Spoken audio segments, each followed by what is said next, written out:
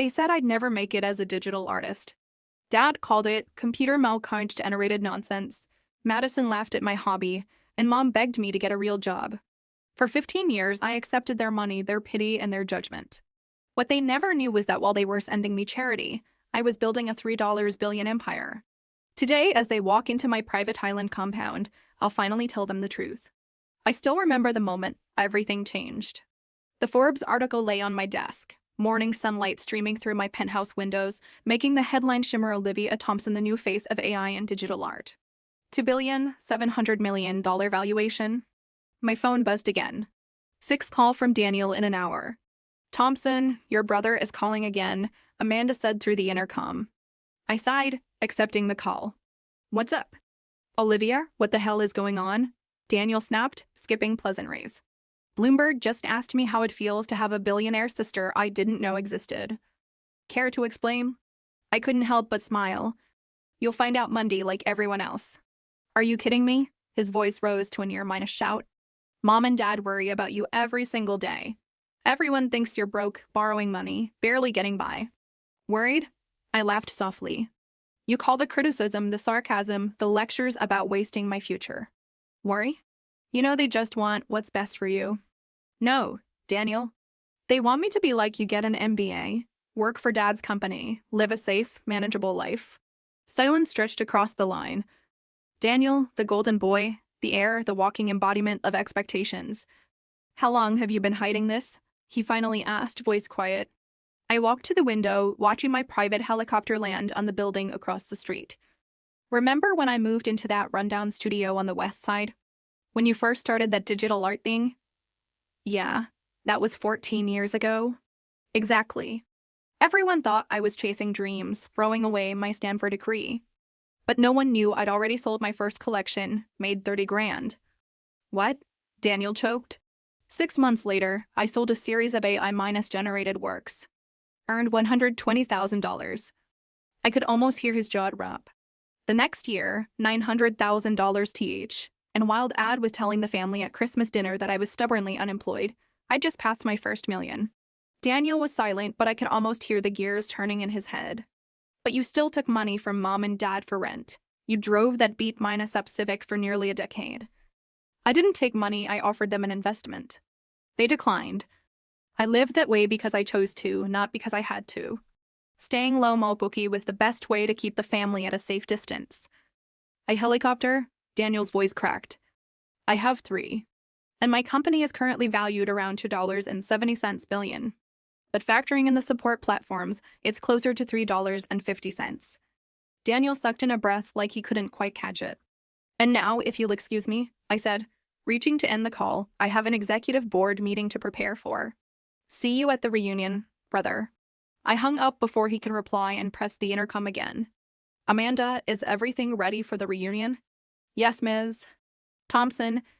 The plane is prepped. Transportation will be via Bentley as requested. The resort has been secured as a private venue. All documents have been printed for each attendee." "Excellent." I picked up the invitation and looked at it once more. They had seen me as a dreamer, a burden. But this time I would be the one telling the story. And I would make sure they never forgot it. I still remember that winter night when I was 23rd, the whole family gathered around the dinner table in my parents' old Vermont cabin. Outside, snow was falling heavily, but the air inside was colder than the temperature outside. Dad sat at the head of the table, wine glass in hand, his expression stern like he was attending a board meeting, not a family dinner. "Olivia," he said, voice low and firm, "it's time you got serious about your future. You need to give up that computer art nonsense and come work at the company." I was still wearing a paint-stained sweater, fresh from the studio. "I am serious, Dad. I just finished a project for a tech firm in Seattle. They paid me just to use the algorithm I designed to generate images." He raised his hand to cut me off, like everything I had to say was meaningless noise. "No one pays real money for computer-generated pictures. It's a fad. You can't live on a fantasy forever." Mom sat beside him, eyes full of pity. She gently patted my shoulder as if trying to console me.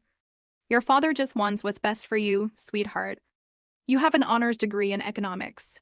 People would kill for that. Why waste it on something so uncertain?" I turned to look at my sister, Madison, 29, the family's rising star. Freshly promoted to deputy CFO at a major corporation, she flaunted her new Hermes bag right at the table. Madison smirked, eyes on her wine. You're just scared of living real life. Every time I send you money to cover your electric bill, I feel like I'm donating to charity. The whole table laughed. Their laughter rang in my ears like a cruel soundtrack I never wanted to hear again. That night, I excused myself early and went upstairs to the old bedroom, with its faded floral rug and walls still plastered with my high school awards. I opened my laptop and quietly stared at the lines of code I'd written the day before, watching the art evolve with the algorithm. No one in my family knew that just 2 weeks earlier, a European firm had paid me over $40,000 to use my image generation software in their media campaign. I told no one, not a word. It wasn't the first time I'd been dismissed. When I was 26, I asked Dad to invest $150,000 so I could launch an AI-based art- on Mino's demand platform. I had a detailed business plan, a working prototype, and a list of potential clients. He skimmed it for 5 minutes, then folded it shut and set it down. Our company doesn't invest in illusions. Come back when you want to open a coffee shop or accounting firm. Madison just shook her head. You can always work for me. I'll pay you a steady salary. No more dreaming. I turned them both down. That same year, I moved to Austin and started a journey no one in my family truly believed was real. They called me the creative oddball, the artist who never grew up, and sometimes the reclusive disappointment of the Thompson family. Every reunion was the same. They talked about interest rates, real estate, investment funds, and tangible wins. I sat at the end of the table, occasionally asked, "So, what are you doing now?" followed by polite nods and a quick change of subject.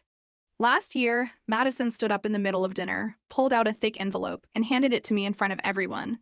I know you hate asking for loans, so just take this. Think of it as a gift from your successful little sister. I smiled, thanked her, and slipped the envelope into my purse. After the meal, I left it unopened on the table and walked out.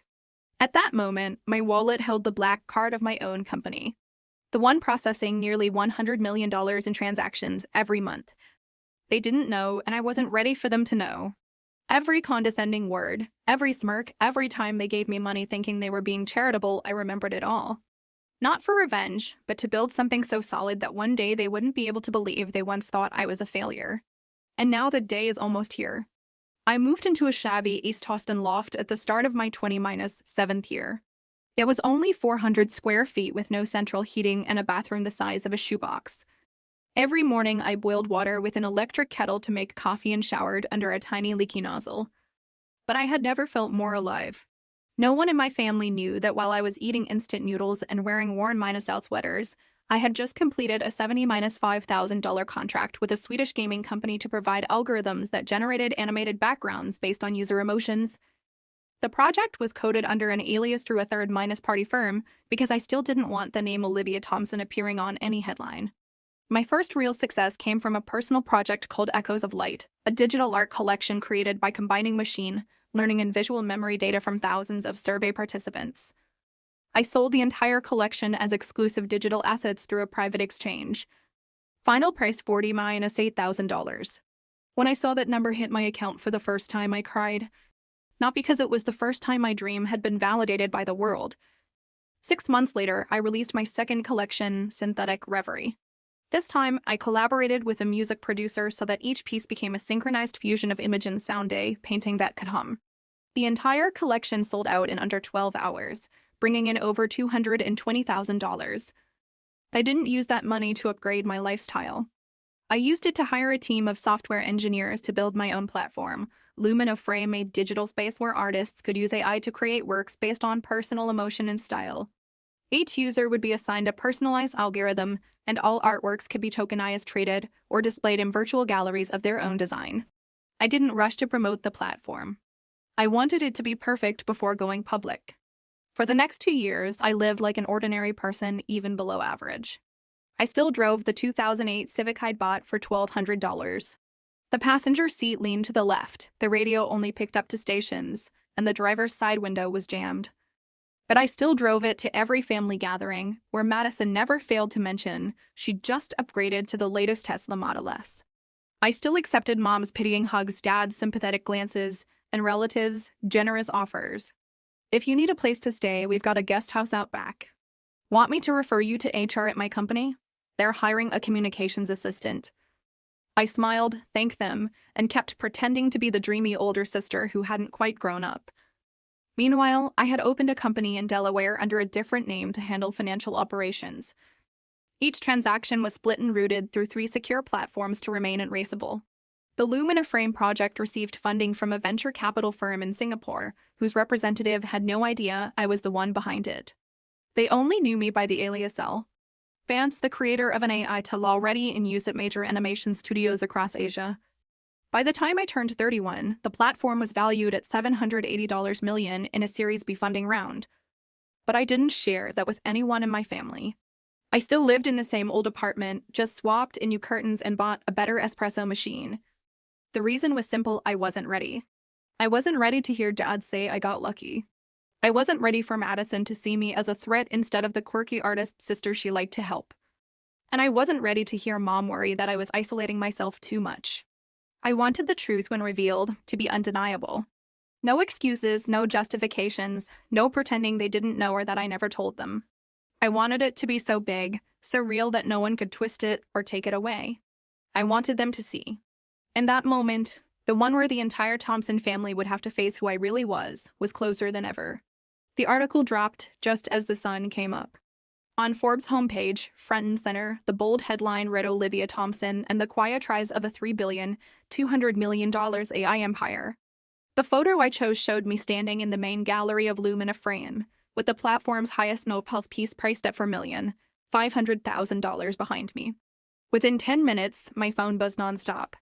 Messages, emails, calls, meeting requests, interview invites, partnership offers. A flood with no end in sight. I took a sip of espresso, my gaze calm as I watched the chaos unfold across the 3 monitors on my desk. The family group chat, muted for 5 years, had exploded. Madison, holy crap. Olivia, is this real? Daniel, this article's garbage. Gotta be some mistake. Mom, Olivia, I need to talk to you. Call me immediately. Dad, we need to talk, alone, before the reunion. I put the phone down, responding to none of them. It was time they felt what it was like to be left behind, just like they left me. I leaned back in my chair, staring at the Chicago steel towers, morning light dancing across the cold steel towers. Every building was a reminder I had chosen the right path. The doorbell rang, sharp and insistent. Amanda walked into the office, looking slightly flustered. Miss Thompson, there's a woman downstairs claiming to be your mother. She, doesn't want to leave. I sighed and nodded. Send her up. 10 minutes later, the private elevator opened, and my mother, Ann Thompson, stepped in. Her hair was still neatly styled, her beige Chanel suit crisp without a single wrinkle. But the panic and confusion in her eyes nearly made me not recognize the woman who once remained composed in every situation. Her eyes swept over the penthouse, the ebony floors, the floor minus to mine towers framing the skyline, and landed on the gently shifting digital artwork on the far wall. One of my creations, currently valued at over $500,000. Olivia, she stammered. What? What is this? Is this your home? I walked over to the table and poured her a cup of tea. It's mine. One of 3 I own in Chicago. I've got 2 more in Manhattan and Vancouver, but I rarely use them. She dropped into the Italian leather chair across from me, eyes fixed on mine. You? What have you been doing? All these years, I thought you were scraping by selling a few paintings. I know what you thought. I cut in, my voice calm but sharp like a razor. I know everyone thought I was the failed older sister, drifting around with a laptop and a pipe dream. While Madison was climbing the finance ladder and Daniel was flipping properties, I was the family's cautionary tale. Mom looked down. I quietly opened a drawer and pulled out a folder, placing it in front of her. This is the investment proposal I gave Dad 6 years ago. I asked him to put into $100,000 to develop Lumina Frame. He said no, called me an unnecessary risk.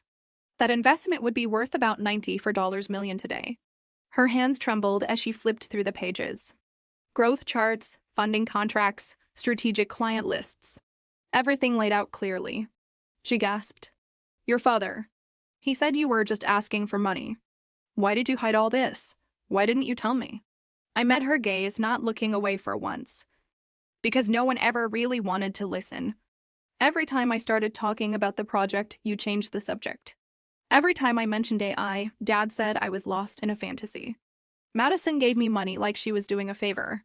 Daniel offered me a junior accountant job, like he was rescuing me from ruin. A silence so thick it pressed on the walls filled the room. My mother looked up, eyes glossy with tears. "You're right. I didn't listen. I looked, but I didn't see." I nodded gently. "But now, everything's different. The family will see every single one of them." I stepped out onto the balcony where my private jet was visible from the nearby hangar.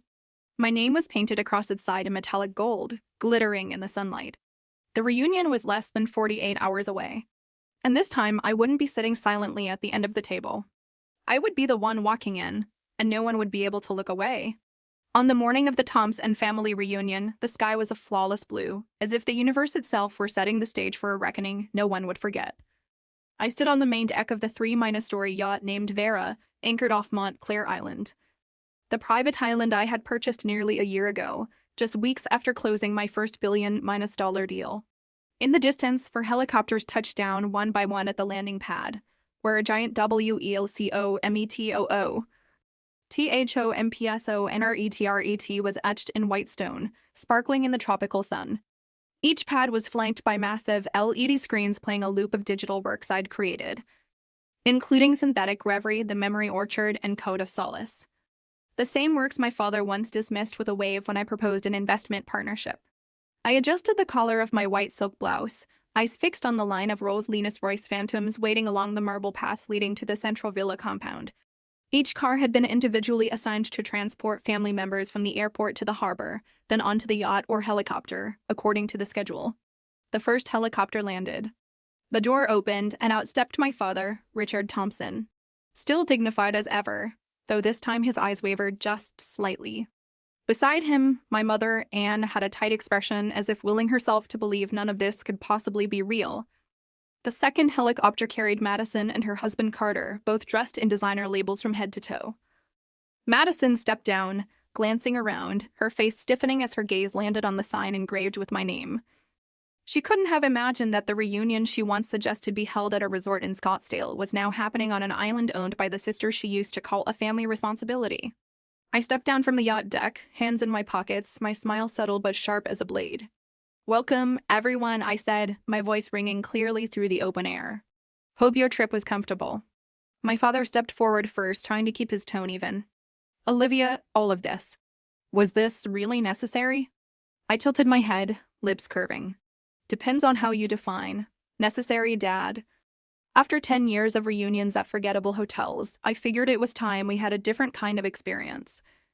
"Different?" Madison echoed, eyes wide as she looked at the glass manels tucked behind rows of palm trees. "You own an island?" "Technically, it's a compound, but yes, the island is central." I smiled. "Everyone ready for the reunion?" No one responded. I gestured, and immediately the fleet of Phantoms began gliding forward, carrying each group to their assigned private villas according to a layout I had personally designed. Every room bore a glowing acrylic plaque with the occupant's name, and inside was a customized welcome packet. I followed along the path, sunlight filtering through the leaves, casting dappled shadows across the stone. As we reached the main hall, uniformed staff stood in formation, holding chilled fruit mocktails.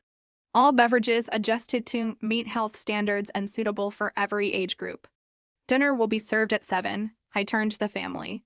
"Until then, you're welcome to rest or visit the East Wing exhibit. It's featuring a few new pieces I've never shown before, and if you look closely, each section has a small LED display showing the current value of each artwork in real minus time." My father squinted. "Like a museum?" "Not quite. More like a museum, but blockchain multiple by invitation only." Madison turned to Carter, whispering something I couldn't catch, but I saw her expression a mixture of jealousy, shock, and doubt. Some part of her was trying to understand how the eccentric older sister she once pitied had managed to build a whole kingdom right under their noses. I stood still for a moment, watching them scatter across the retreat. Each of them wore a look of confusion, overwhelmed by the luxury surrounding them. And I was just getting started. Tonight, as they sat around the long dining table beneath the crystal dome, I would show them more than numbers and art. I would show them exactly what they had missed for the past 10 years. And this time, I wouldn't be speaking softly or sitting invisibly at the far end of the table. I would be standing at the center, and they would be forced to face the truth they once refused to see. I built an empire while they were busy feeling sorry for me. Warm golden light poured over the long table draped in white silk inside a glass-paneled hall overlooking the sparkling night sea. Each seat was marked with a name card and an ivory envelope. Crystal glasses caught the light like tiny stars. The staff stood silently on both sides, dressed in sleek black and white, awaiting instructions. The Thompsons shuffled in, still uneasy in their steps. No one spoke. Each had already opened the envelope left in their private suite earlier, and I knew they were still reeling. Inside each envelope, I had prepared something unique. Madison received a chart comparing her much-outed six-figure salary to the passive income I earned daily from my investments. Daniel got a report detailing how his real estate firm had once declined a partnership with Lumina Frame for years ago, and how that deal, if accepted, would now yield triple their annual revenue. My father, Richard, was handed a portfolio titled in italics the missed investment $200,000 to $96 million. I stood once everyone had taken their seats. My eyes moved slowly across each face. Tense. Uncertain. Cautious. A few avoided eye contact. Madison fiddled with her napkin. My mother sat straighter than usual, trying to appear composed. "Thank you all for being here tonight," I began, my voice soft but firm. "Before dinner, there's something I'd like to share." I pressed a button on a small remote hidden in my pocket. The lights dimmed. The glass wall behind the table transformed into a transparent screen, and a title appeared: The Forgotten Journey and the Opportunities Left Behind. The first image showed me at age 24, sitting in a tiny apartment, an old laptop on my lap. Text read 2013 called, "The Kid Who Never Grew Up." First collection sold $48,000. I slowly walked along the table, my gaze fixed on the screen. Next slide me standing at a whiteboard presenting the Lumina Frame pitch in 2016. Below was a quote from my father: "You think people will pay for images made by computers? That's not art. It's a delusion." Then came the growth chart. Every milestone paired with a familiar remark. 2018 Madison, "You can't live off inspiration and instant noodles forever." 2020 Daniel, "Who needs images when people are investing in real property?" 2022 Mom, "Why don't you teach art? Like you used to love drawing. It's more stable." The lights returned. I stood still at the head of the table, the air heavier than concrete. "Why did you hide it?" my father asked, voice low. "Why not say anything all this time?" I looked at him. Not angry, not bitter. Just clear. Because no one was listening. I tried. Every time I spoke up, you changed the subject. Every time I proposed something, I got a smirk. Every time I talked about AI or digital art or anything beyond your definition of success, I was dismissed. I turned my gaze to Madison. "Do you remember the time you shoved that envelope at me in front of the whole family and said, 'Just take it, I got you'? Did it ever cross your mind that maybe I didn't need help, just respect?" Madison didn't answer. She bowed her head, fingers tightening around her glass. "I'm not sharing this to brag," I continued, "but to help everyone understand that success doesn't always look familiar. You don't have to follow a path the family carved out to be accomplished. And silence doesn't always mean failure." My mother blinked, her voice barely a whisper. "We were wrong. I was wrong. I didn't realize how far you'd come."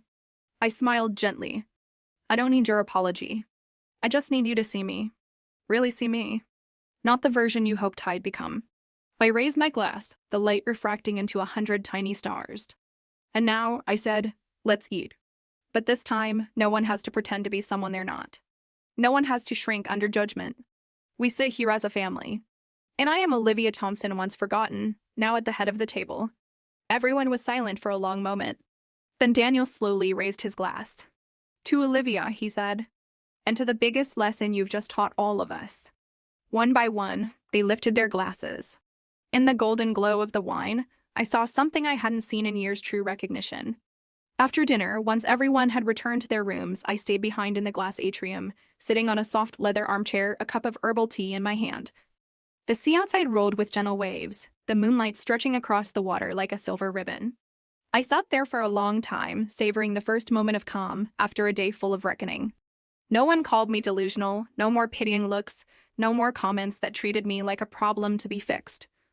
For the first time in 10 years, I was seen, not explained away or dismissed. Footsteps echoed softly. It was my father, Richard. Still wearing the same white shirt from dinner, now without his tie. He sat in the chair across from me, watching me quietly for a long time before speaking. You did something none of us ever imagined. And that makes me both ashamed and proud. I didn't respond.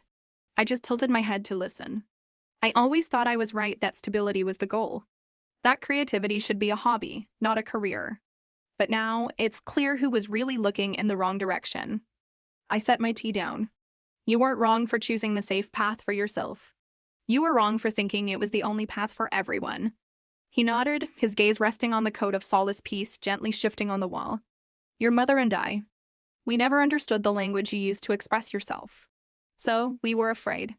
And when people are afraid, they deny. He reached into his pocket and pulled out a folded piece of paper, placing it on the table. I was going to leave this in your room, but I figured it should come from me directly. I opened it, his handwriting unmistakable. Olivia, if I could go back, I wouldn't make you choose between your family and your dream. I missed the chance to invest in a project, but worse, I missed the chance to walk that journey with you. I'm sorry. Not just for doubting you, but for not listening when you needed it most. You're not just successful. You've created a new world. And for the first time, I'm proud to be called the father of Olivia Thompson. I folded the letter slowly, holding it in my hands. Part of me had waited for this moment so long, I'd nearly convinced myself it would never come. But strangely, when it finally did, I didn't feel angry or triumphant. I just felt at peace. The next morning, the entire family gathered in the main auditorium, where I would present my latest project. On a simple stage with a dark backdrop, I stepped forward in a navy blue jumpsuit, the lights awfully focused, creating an atmosphere of quiet anticipation. Thank you all for staying, I began. Today, I want to introduce the next step in this journey. A whole new chapter. I clicked the remote. The screen behind me lit up with the logo ETHEREOO. Below it, a platform to rewrite reality. Ethereal is a project I've nurtured over the past 3 years. It's not just a digital art platform. It's a hybrid space where augmented reality, personalized AI, and secured blockchain converge. A place where anyone can create, own, and live inside their own creative environment. A world not limited by canvas, stage, or screen. I played demo clips from a young girl building a virtual library of her grandparents, memories to an architect designing a real-time interactive model of his vision inside a mixed reality environment. This project has completed its Series C funding round with a valuation of over $10 billion. And today, you are the first to see its full potential. The room was completely silent. Daniel spoke first. Olivia, if you're open to it, I'd like to move part of my personal investment portfolio into Ethereal. Not because you're my sister, but because this is genuinely valuable. Madison slowly stood. I'm not sure I understand all the technical stuff, but I know when something is changing the world. And if there's anything I can do to support it, I will. I smiled. I didn't need their redemption. I didn't need them to prove anything. But those words, they meant more than any check. That evening, I returned alone to the small villa tucked on the west side of the island. The sea breeze drifted softly through the open curtains. I placed my father's letter next to a framed copy of the first NFT sale I ever made, priced at $48,000. On the nightstand, I added a new frame, the Forbes headline, my photo standing before a Lumina Frame, and a small line beneath it. I didn't do this to prove anyone wrong. I did it to stay true to what I believed was right. The next morning, I woke before dawn. Soft light from the sea spilled through the wide glass windows, casting golden patches across the wooden floor. Outside, the waves murmured like the steady breath of a world I had built. Not from fantasy, but from hours of work, lines of code, and countless unseen failures. I threw on a light robe and stepped onto the terrace with a hot cup of coffee. In front of me, the island was waking up. Staff were setting up breakfast outdoors, the smell of toast wafting through the air. Tables lined neatly beneath swaying palms. In the distance, I saw Madison walking with Mom, and Daniel sitting alone at a stone table, holding his iPad, eyes focused as if studying something deeply. Everything felt calm. And to me, this was the true feeling of success. Not the applause, not the overdue praise, not even the staggering numbers, but the freedom to live in what you believe without having to justify it or ask anyone's permission. I thought back on the road I'd traveled the early days with nothing but an old laptop and a cramped apartment. The sleepless nights tweaking code and pixel placement to match emotion, the times I turned down help that everyone thought I was foolish to refuse. I had stayed silent when they called me a failure. But in that silence, I never stopped building. I didn't create this empire out of revenge or to prove a point. I created it because I had to. Because not doing it would mean losing who I was. Each of us has a dream the world may not understand, but no one owes the world understanding from the start. The truth is, great things often begin in solitude. When no one's cheering you on, no one's standing beside you, and every door seems closed. And in that moment, if you keep going, if you dare to believe in the unseen, if you keep laying brick after brick in silence one day, the world will have no choice but to see. Breakfast unfolded in a gentle atmosphere. People began talking to me with a different look in their eyes, not guarded or dismissive anymore. This time, it was genuine curiosity and, for the first time, respect. Danielle asked about Ethereal's operational model. Madison brought up potential collaboration with her company's marketing division. Even my father, who had always kept his distance, invited me to join an international finance firm next month, where he would be a keynote speaker. I didn't rush to accept. I smiled, nodded, and simply said, "I'll think about it." Because for the first time, I had the right to choose instead of hoping to be chosen. After breakfast, I joined Amanda, my assistant and newly appointed CEO of Lumina Frame, to check the west side of the island, where I plan to build the first digital arts center combining physical space and extended reality technology. Amanda handed me a tablet showing the number of new users signed up since yesterday's project launched nearly 1 million in under 24 hours. I smiled, not because of the number, but because I knew this wasn't the peak. It was just the beginning of an entirely new chapter. And I would move forward, no longer hiding. That night, I returned alone to the auditorium where I had once played the timeline of my success. I stood in the empty room and replayed an old video, a clip of myself at 23, eyes burning with conviction, presenting to no one. Just an old webcam recording. I let it run to the end, then looked at my younger self on the screen. That girl had nothing but belief. No assets, no fame, no one who believed in her. She didn't quit. I smiled. "You did it, Olivia," I whispered. "And this is only chapter 1. I turned and stepped outside, into the ink-black night sky scattered with 1 million shining stars. Beneath my feet was an island, the symbol of a dream once ridiculed. In front of me was the future, with no beaten path, only one I would carve myself. Because real success isn't about proving others wrong. It's about believing you're right and living fully in that belief to the very end. I was once dismissed, left out of every conversation about success because I chose a path no one believed in. But in that silence, I built an empire. And now, I don't need applause or late recognition. I just need to know I believed in myself and never gave up. Success doesn't come from fanfare. It comes from staying true, even when the world turns away.